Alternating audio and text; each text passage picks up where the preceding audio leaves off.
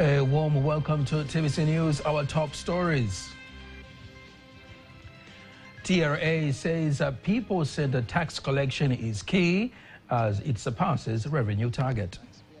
We have managed to collaborate with them during the process of paying taxes, just simplifying the tax payment procedures.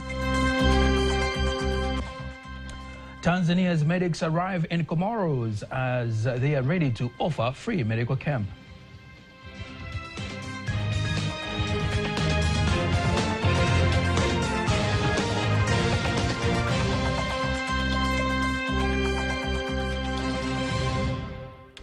Good evening. Thank you very much for joining us. My name is Nasa Kingo. Just a reminder, you can also follow us live via our YouTube channel, TVC Online, and also get all the latest news through our Instagram, Facebook, and X pages at TVC Online. We start in Manyara, where the presidential candidate for Chama cha Mapinduzi CCM, Samia Suluhu Hassan, says upon re-election, her government will ensure facilitation of 1 million tons of subsidized fertilizer inputs in the Manyara region by the year 2030 to boost food sufficiency in the region and across the country. Furthermore, the presidential candidate vows to transform Hanang's economy through agriculture and improved infrastructure. Vile ninafahamu kwamba wakazi wa Hanang ni wakulima wazuri wa ngano. I know that the residents of Hanang are excellent wheat farmers, and I'm also aware that wheat and other crops such as pigeon peas, lentils, and similar produce are grown here. I want to assure you that we'll continue to provide you with subsidized farm inputs and fertilizers so that you can increase production.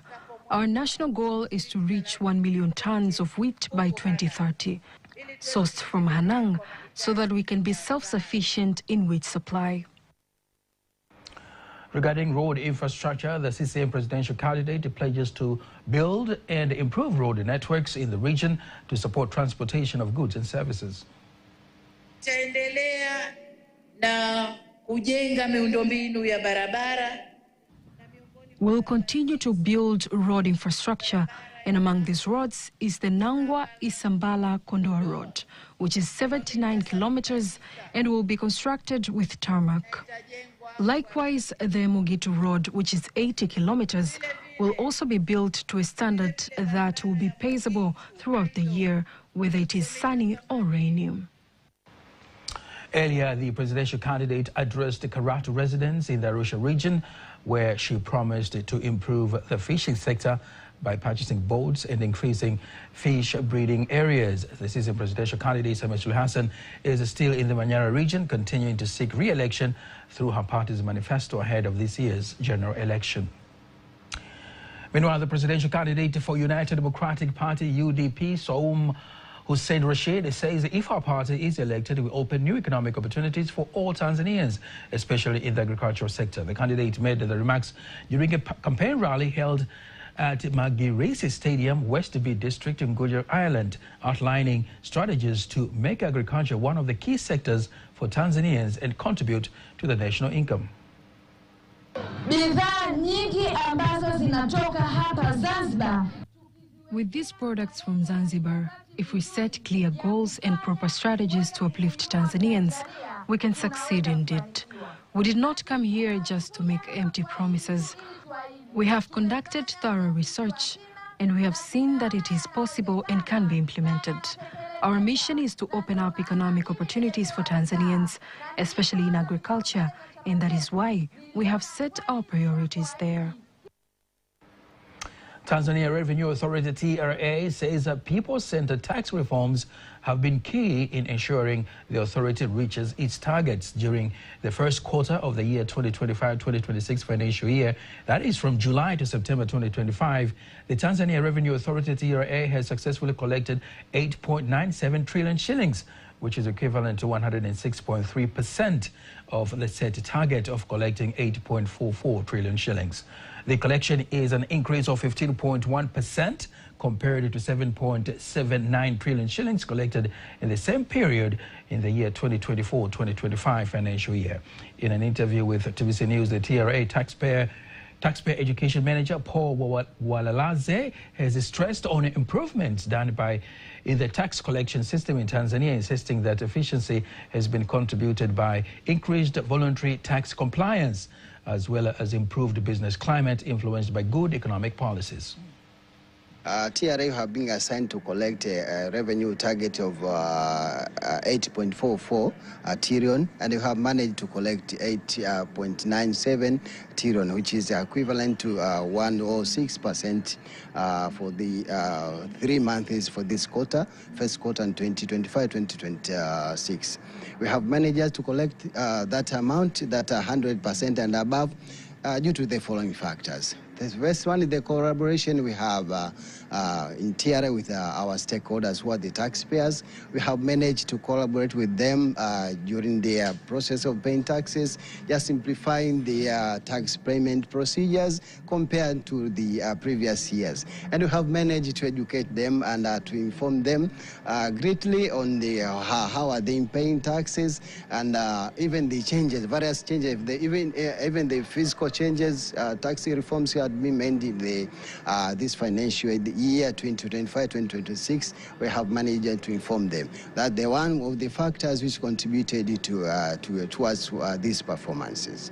Mm-hmm. And what is it now to make sure that this target, this milestone that has been achieved, does not go down, but the amount goes up and up in the following months? We are just insisting them how to educating them on various aspects. In TRA, we have this our exercise, what we are doing now, the tax education, door-to-door tax education campaign. We are going to proceed with them, and we are going to proceed with educating and informing the general public their responsibilities, especially while they are doing their purchases. They need just to request for their receipts.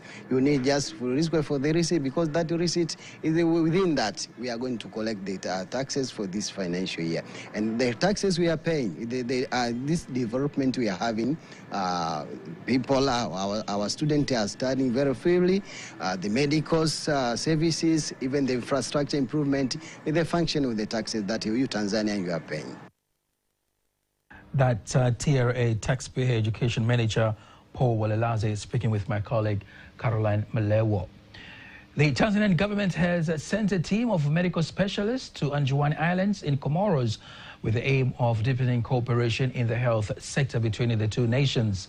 The Executive Director of Jakaya Kikwete Cardiac Institute, JKCI, Dr. Peter Kisenge, has led the team of 52 doctors and health care providers from Tanzania to Anjuani Islands in Comoros, who will be in the island to offer medical services following President Samia Suluhu Hassan's pledge made after attending the island's 58th anniversary of independence. Tunakwenda kule Komoro kwa hospitali zetu kubwa pamoja na bohari ya dawa, hospitali ya taifa Muhimbili. And to the Comoros with support from our leading hospitals, Muhimbili National Hospital, Moi, Benjamin Mkapa, Ocean Road, and Jakaya Kikwete. Alongside our central medical supplies, we will have a team of 52 specialists, including senior doctors, nurses, laboratory experts, and medical technologists. The same team will also extend their services in Morocco. Speaking upon the arrival of the specialists, the governor of Anjuani, Dr. Zaidu Yusuf, thanked the Tanzanian government for sending the medical specialists to help the citizens of the island. Hungary's Minister of Foreign Affairs and Trade, Peter Szijjártó, says bilateral air services agreement will open up new opportunities for Tanzania. He explains that the agreement strengthens air connectivity between the two countries, boosts tourism, enhances trade relations, and attracts more investment. Minister Szijjártó adds that improved air links will not only make travel and the movement of goods easier, but also position Tanzania as a strategic hub in the region, paving the way for strong international partnerships and economic growth. Here again, we have to follow the demand of the people. Yes. If you look at where Hungarian people like traveling in Africa, then Zanzibar is one of the most popular destinations. The number of Hungarian tourists to Zanzibar has increased fourfold, according to the local statistics. This means that we need connectivity.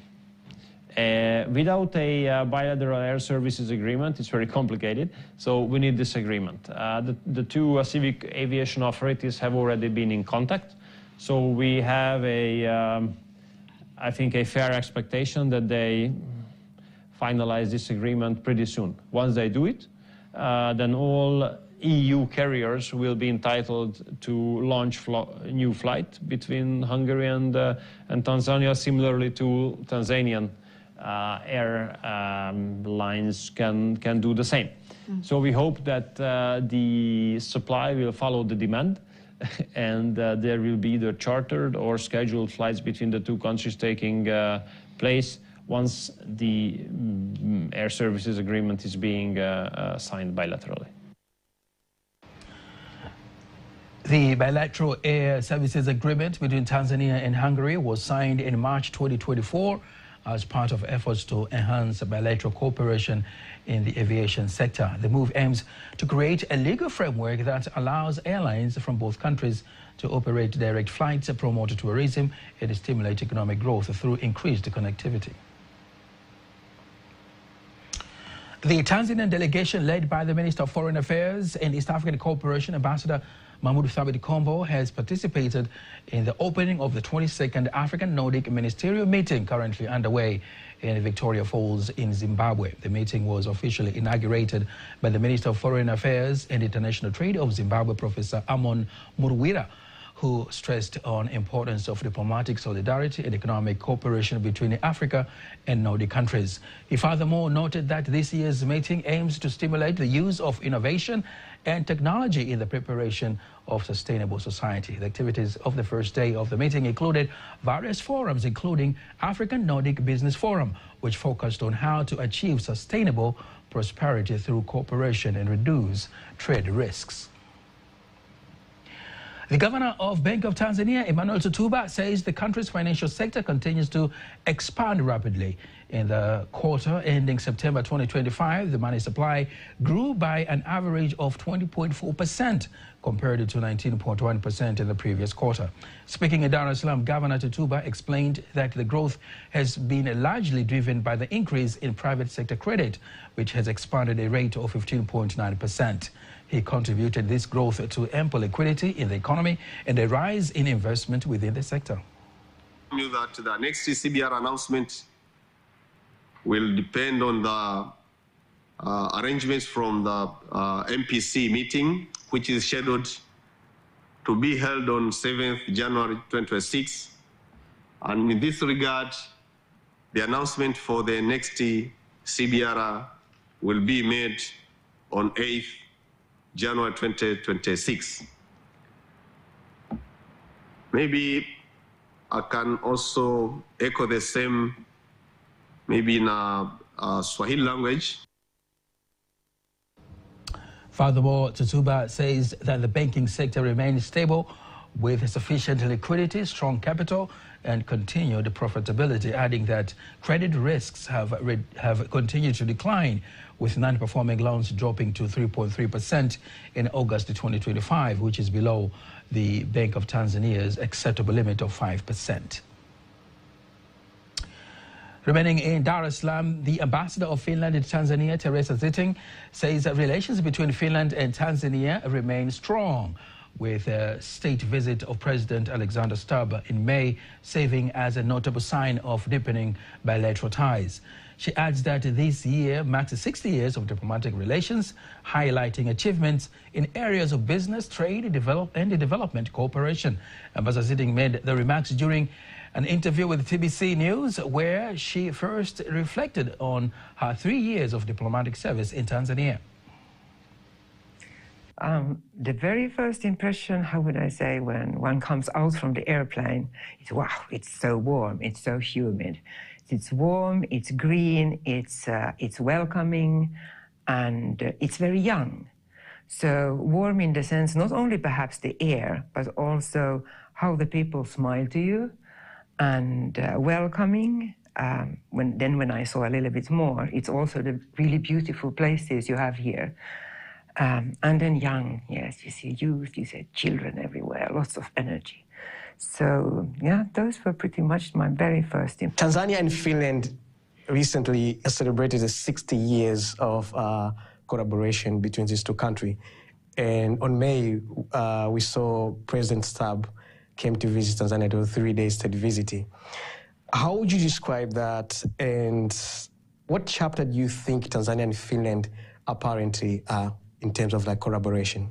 Well, a state visit on a presidential level, that they are quite unusual. So it really messages a strong willingness to ensure that the partnership is deep and strong. And we were absolutely delighted that he had the opportunity to come, and together also with his spouse, and together with the business delegation. And the program was quite vast. It covered the sectors we cooperate in. On the forestry, he launched our forestry program. He visited a gender-based, gender equality program that we work together with in Tanzania. He also launched the innovation program that we have together with Tanzania. It's called Funguo. And then, of course, he had his bilateral discussions with President Samia, and then there were consultations, bilateral consultations when our bigger delegations met each other, to name a few. But it does have an impact, and it is a way to show that we are interested, we care for each other, and we want to discuss questions that are important for our both. So over the years between Finland and Tanzania, we have been doing development cooperation on many sectors. In some of those sectors, it still continues, like the forestry. We've been doing development cooperation there for 50 years. Now it's broadening, so it is also more trade. But then there are also other sectors, like, well, I mentioned the gender equality, which is a part of our thinking of promoting human rights and the rights of the disabled. Africa is gearing up to speak with one voice at the Group of 20 G20 summit set for Johannesburg, South Africa in November this year. This was the agreed position at the Conference of Speakers of National and Regional Parliaments hosted by the Pan-African Parliament in South Africa this week. Here are more details.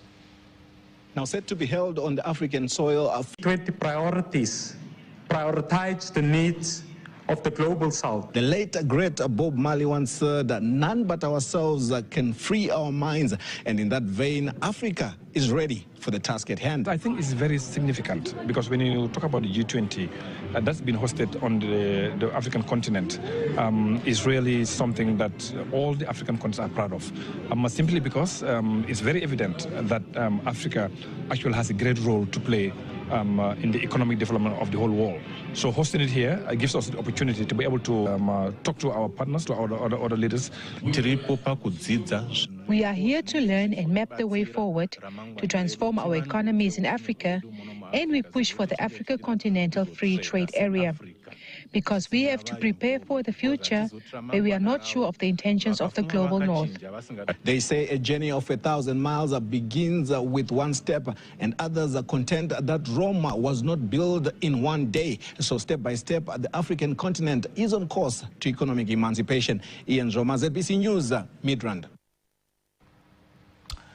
The latest Joint Monitoring Program, JMP, reports that over 60% of rural households in Tanzania had access to basic drinking water services as of 2023, calling for continued efforts to ensure sustainability of water, sanitation, and hygiene practices in health clinics. The findings were highlighted by Anna Mzinga, WaterAid Tanzania Country Director, during her opening remarks at the Institutional Forum session at the ongoing Tanzania Health Summit in Dar es Salaam.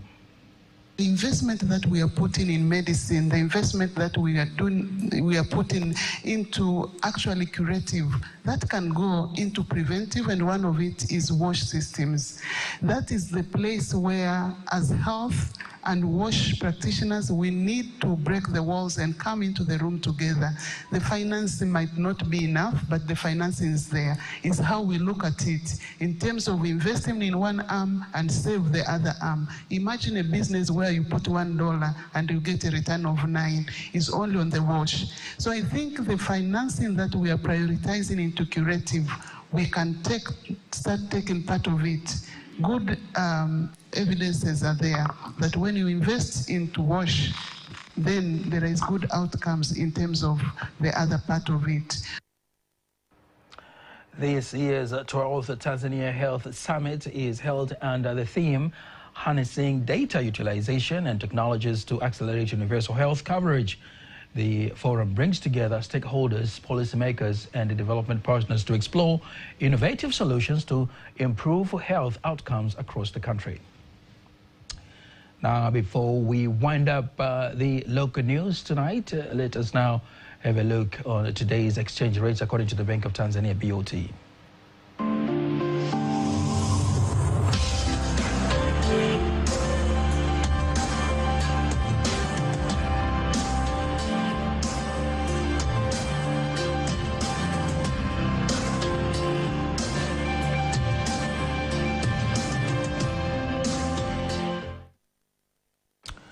Don't miss TVC News every weekday to know all the latest in exchange rates. Sports News is up next.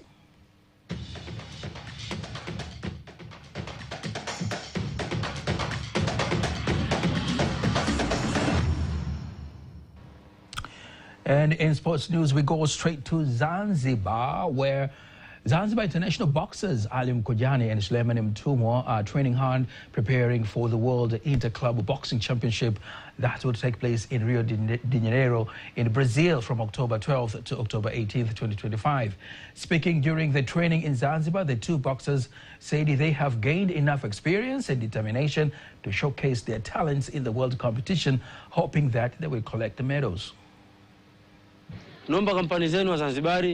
We ask for the support of all Zanzibars because we are going to raise the flag of our country.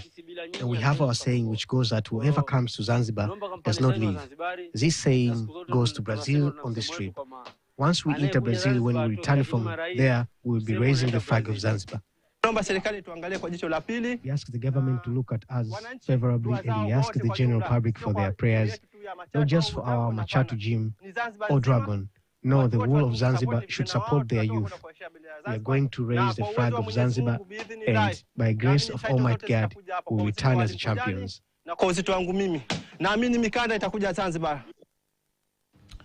The competition is expected to involve boxers from various countries around the world, and once again, Zanzibar will have representatives in the international boxing arena.